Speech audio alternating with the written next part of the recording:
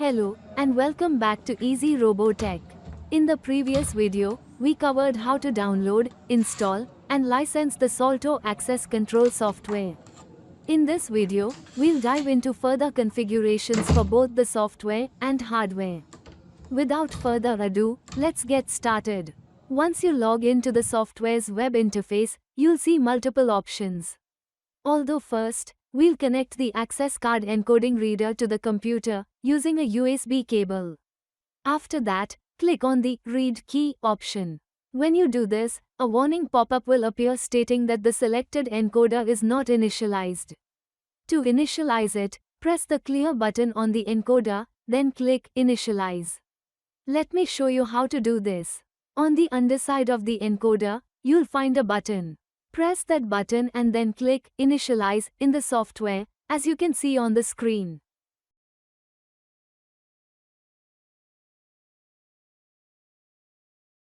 Once the initialization is complete, a message will appear instructing you to place the key on the encoder. You can now use the encoder to encode access cards.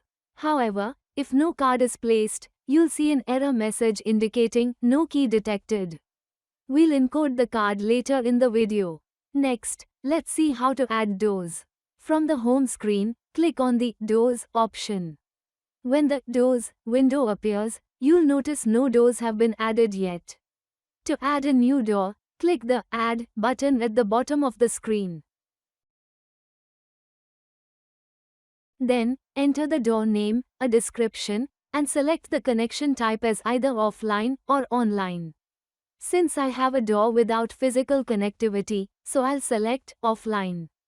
Choose the opening mode and time period, such as standard, office, or pin plus key. If you have a regular card reader, select always standard.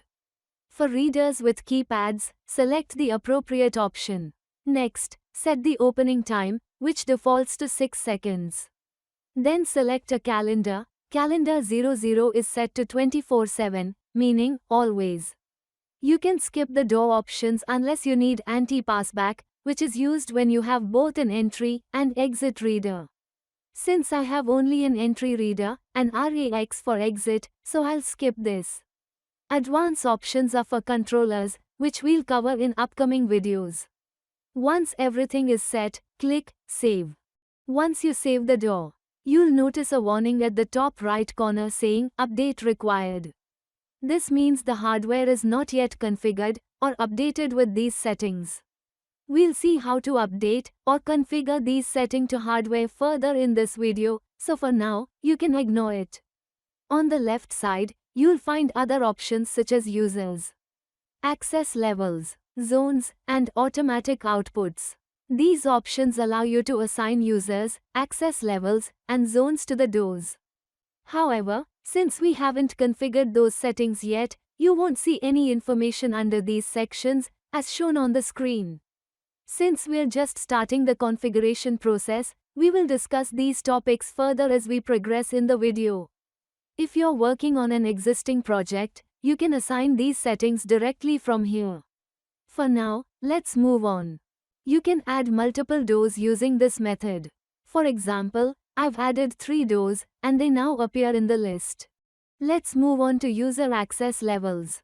To add a new access level, navigate back to the home screen by clicking the Salto icon in the top left corner.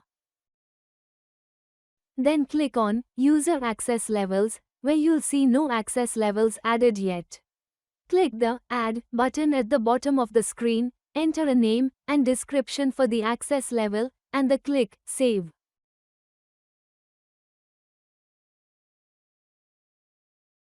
Once saved, you'll see options on the left to assign doors, zones, users, and outputs.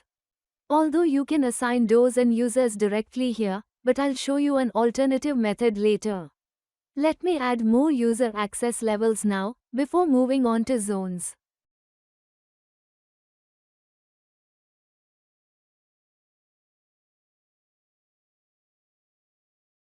Zones allow you to group doors according to your project layout. Adding zones is optional and doesn't affect the system's operation. To add a zone, click on Zone from the home screen, and then Add by clicking at the bottom of the screen. Then enter the name and description of the zone and click Save. Once saved, a menu will appear on the left to add doors to the zone. Click on Access Points, then Add, select the doors for the zone, and click Save and Close. You can also assign users to the zone. Now, let's add users and their access cards. Go back to the home screen and click Users. Since no users are added yet, click Add to open the user creation window. Enter details such as title, first name, and last name. Scroll down to select a schedule by clicking on the calendar. I'll use calendar 00, which is 24/7. You can create custom schedules from the home screen if needed. Set the access card's expiry date and configure additional options like passcodes, mobile app access, or limited occupancy groups. These are optional. If anyone needs help with these features, let me know in the comments, and I can create a separate video or assist remotely. Once all the information is filled out, click Save. You'll then see an option to assign a key. Click on it, and a pop-up window will appear for key assignment. Select the encoder type as USB, or edit it if you're using a different type.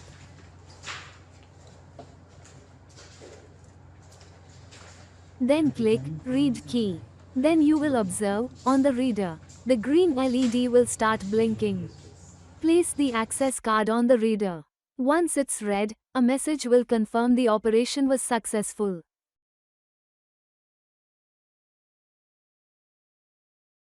You can now assign access levels to the user. Select the access levels we created earlier, or choose all to create a master card.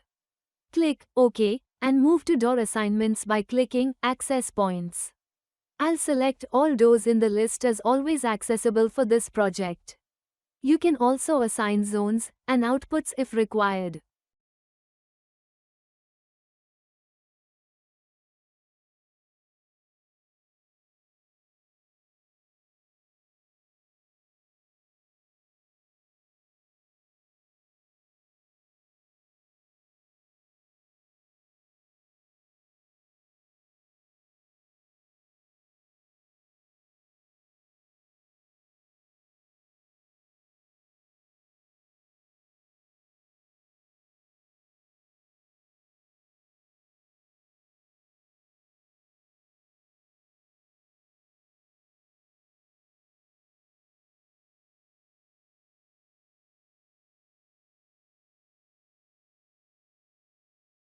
Finally, we need to upload the configurations to the doors since they're offline. Use a portable programming device, PPD. Connect the PPD to your computer using USB. From the System menu, select PPD and choose a door from the list.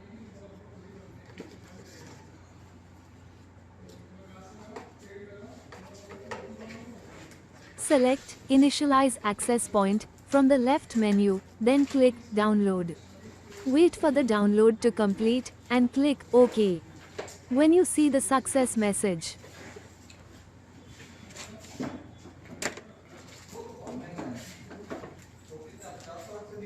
take the PPD to the reader and initialize the door as shown in the video.